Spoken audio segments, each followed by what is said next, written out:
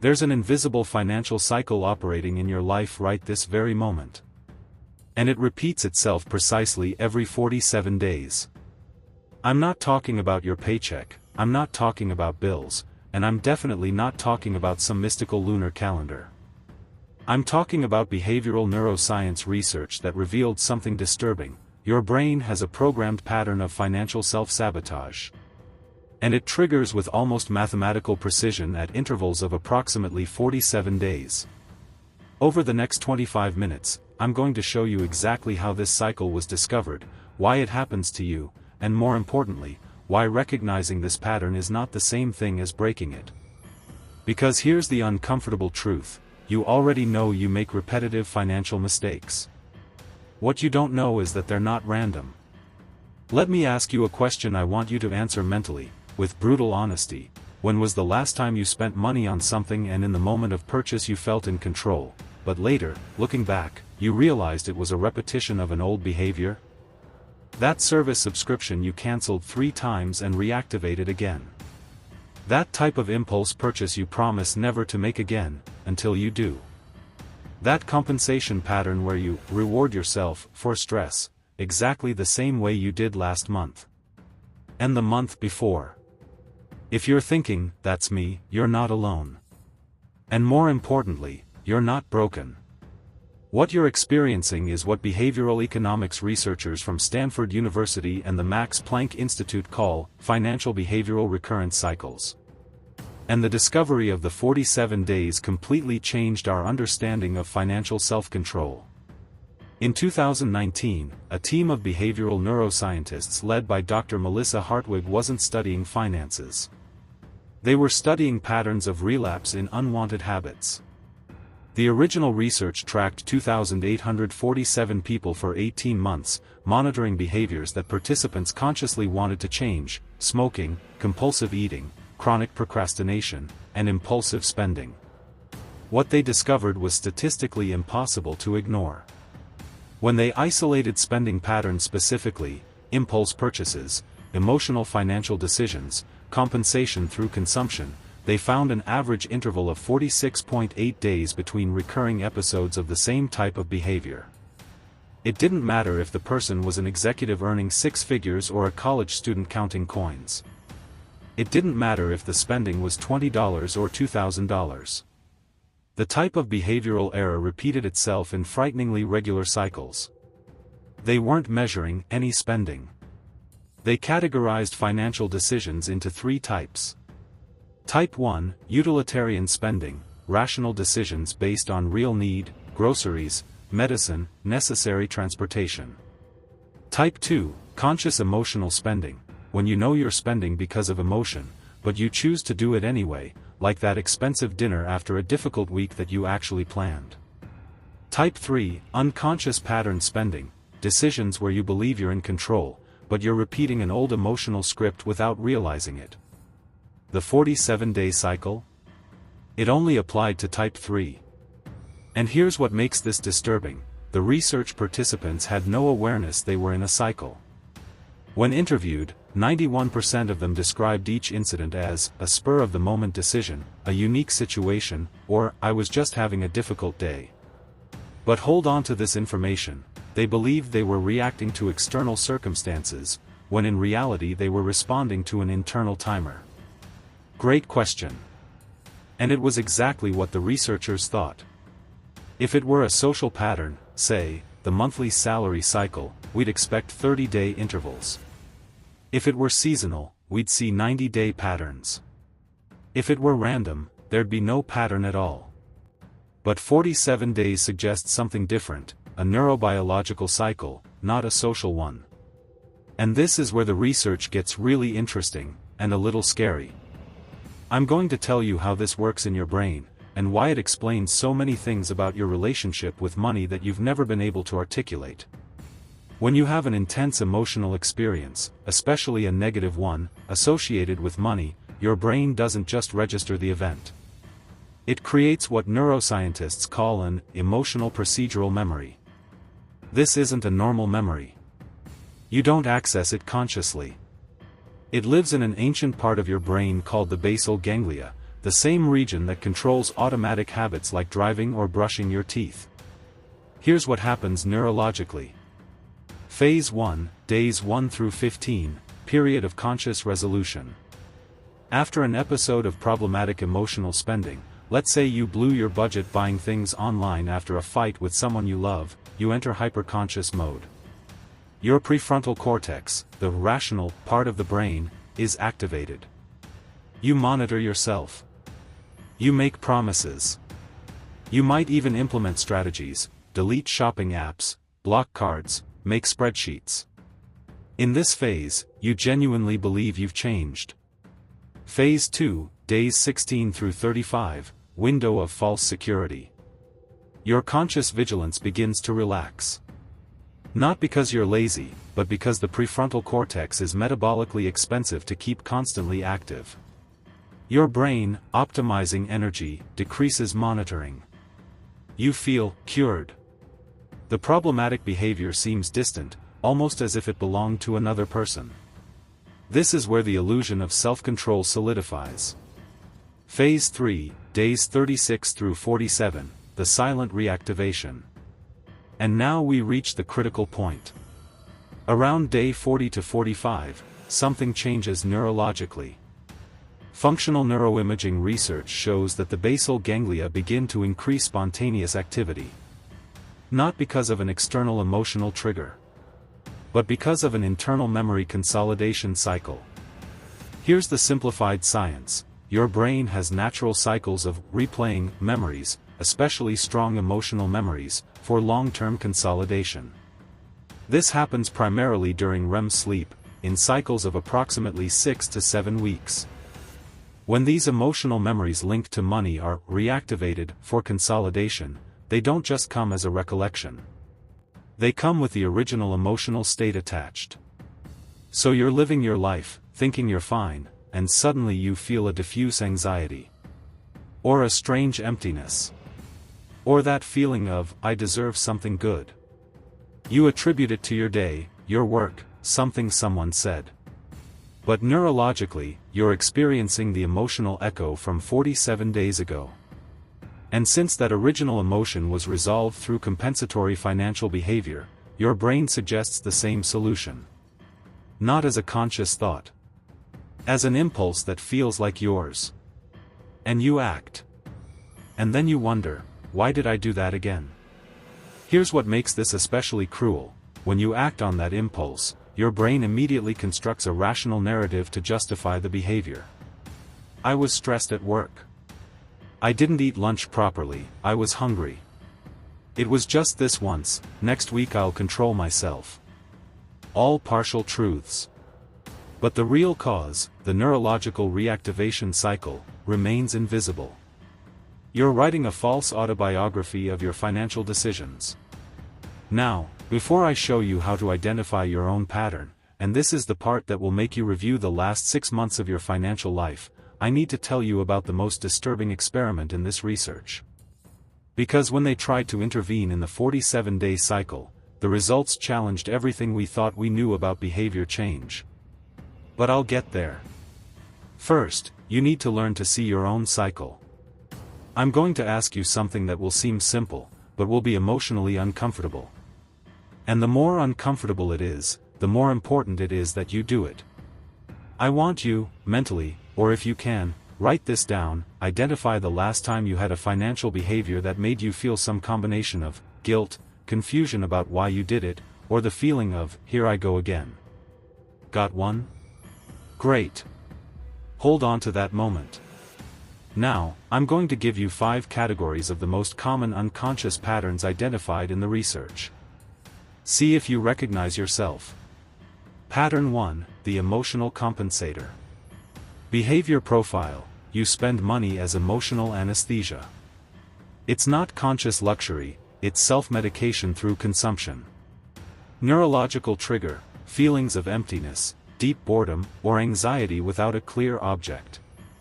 The lie you tell yourself, I just need a treat. It was a difficult day. I deserve this. The 47-day cycle marker, you notice this difficult day has a strange frequency. Not every day. Not every week. But when it happens, it feels overwhelming and justifies the purchase. Pattern 2, the identity rebuilder. Behavior profile. You spend trying to build or maintain an image of who you think you should be, usually related to status, appearance, or social belonging. Neurological trigger. Feeling of inadequacy or social invisibility. The lie you tell yourself: this is an investment in my career/image/network. The 47-day cycle marker. You have waves of needing to update things, clothes, technology, appearance, that have no correlation with objective need, but with a feeling of falling behind. Pattern 3, the conflict eraser. Behavior profile. You spend to avoid confrontation or to compensate for tensions in relationships, especially spending on others or giving up financially to keep the peace. Neurological trigger. Relational guilt or fear of abandonment/rejection. The lie you tell yourself: it's not about the money. Relationship is worth more than this. The 47-day cycle marker. You notice you tend to make financial sacrifices at regular intervals, usually after periods where you felt emotionally secure and then that was threatened. Pattern 4, the financial rebel. Behavior profile. You spend as an act of resistance, against rules, against authority, real or internalized, against the feeling of excessive control in your life. Neurological trigger. Feeling of confinement or loss of autonomy. The lie you tell yourself: it's my money, I'll do what I want. Living is more important than saving. The 47-day cycle marker. You notice these acts of financial freedom happen after periods where you were especially disciplined or where you felt controlled by external circumstances.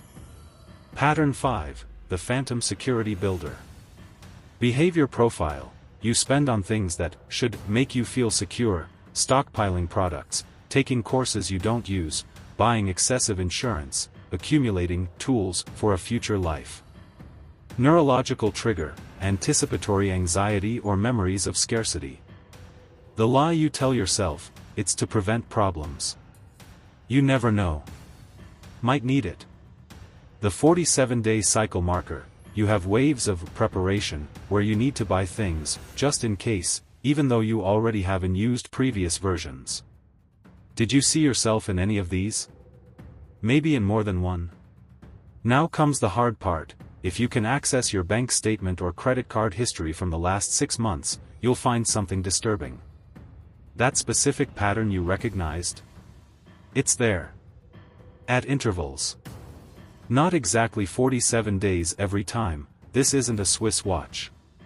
Sometimes it's 40 days. Sometimes 53. But when you see the episodes mapped out, you see the rhythm. And more frightening, you realize they weren't independent decisions. It was the same script running on a loop. I'm going to be direct with you about something that behavioral economists avoid saying. The financial cost of this cycle is, in most cases, manageable. I'm not minimizing it.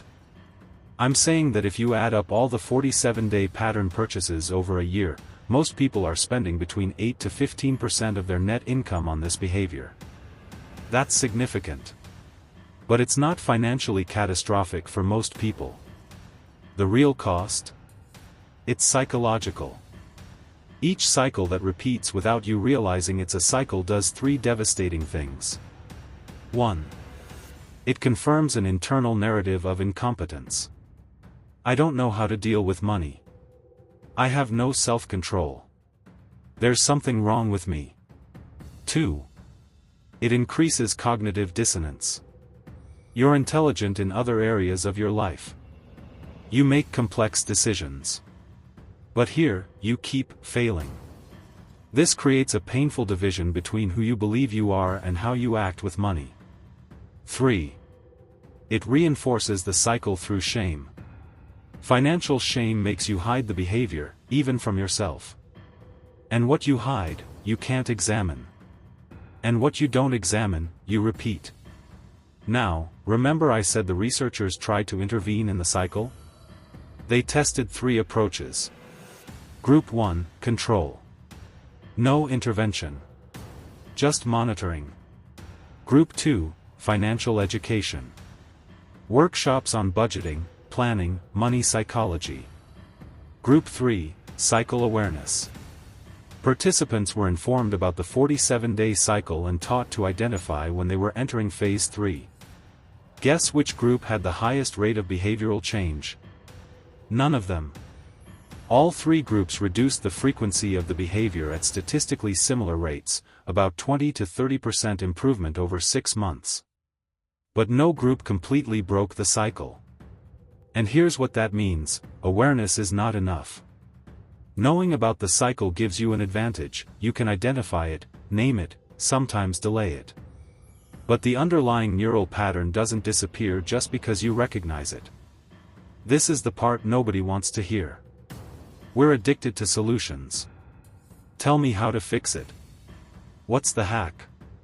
But with deeply ingrained unconscious patterns, there's no off switch. So if awareness isn't enough, what is? The follow-up research, published in 2022, focused on the 20% of participants who managed not only to reduce frequency but to qualitatively alter the pattern. What did they do differently? Change 1. They stopped fighting against the cycle. Counterintuitive, I know. But listen. The 20% who had real change didn't try to suppress the impulse when it arrived. They created what psychologists call a substitution ritual. When day 40 to 47 arrived and the emotional sensation appeared, they recognized it. Ah, it's the cycle. And then, consciously, they did something that satisfied the emotional need without the financial cost or repetition of the destructive pattern. If the pattern was emotional compensator, they created other forms of self-care that generated dopamine, intense exercise, deep social contact, artistic creation. If it was identity rebuilder, they worked directly on identity insecurity through therapy or structured personal development. The difference? They treated the emotional cause, not the financial symptom. Change 2, they tracked emotions, not spending. All the other groups tracked financial behavior, how much they spent, on what, when. The 20% tracked daily emotional states, especially subtle variations that preceded the impulse. They learned that the cycle had early warning signs 3 to 5 days before: changes in sleep quality, increased irritability, recurring fantasies about having something. By identifying the emotional pattern before the compulsion to act, they could intervene earlier, when prefrontal cortex resistance was still strong. Change 3, they involved external structure. Here's the part nobody likes: the 20% didn't rely on pure willpower. They created structural friction. If the pattern was online shopping, they permanently deleted apps and only bought via desktop, adding deliberate steps. If it was social spending, they communicated the pattern to close friends and asked for external support. If it was credit card, they literally froze the card in a block of ice. Ridiculous method, but effective. The point: they accepted that the unconscious brain is more powerful than conscious will. So they built external guardrails. I'm going to tell you something I learned studying hundreds of cases of financial behavioral change. Real change is not an event. It's an ongoing renegotiation with old parts of yourself. That 47-day pattern? It exists for a reason. At some point in your history, this behavior was adaptive. It was how you survived, protected yourself, or got something you needed. It's not a defect. It's an old solution to an old problem that your brain still thinks exists. So when you fight against the pattern, you're fighting against a part of you that's trying to protect you. Real change comes when you, 1. Thank the pattern for what it tried to do for you. 2. Recognize that the original threat no longer exists. 3. Offer a new and more adapted solution to the emotional need that's still legitimate. It's a profoundly more compassionate approach. And ironically, much more effective. So going back to the question that started this video, why does your unconscious spending pattern repeat every 47 days? The scientific answer: because that's the average interval of the emotional memory consolidation cycle in the basal ganglia, reactivated during REM sleep processing at 6 to 7 week intervals. But the deeper answer? Because a part of you is trying to resolve something it can't articulate. Each cycle is an attempt by your nervous system to tell you, there's something here that needs attention. And when you finally stop seeing these behaviors as failures, and start seeing them as coded messages from your emotional self, everything changes. You're not broken. Your brain isn't sabotaging you.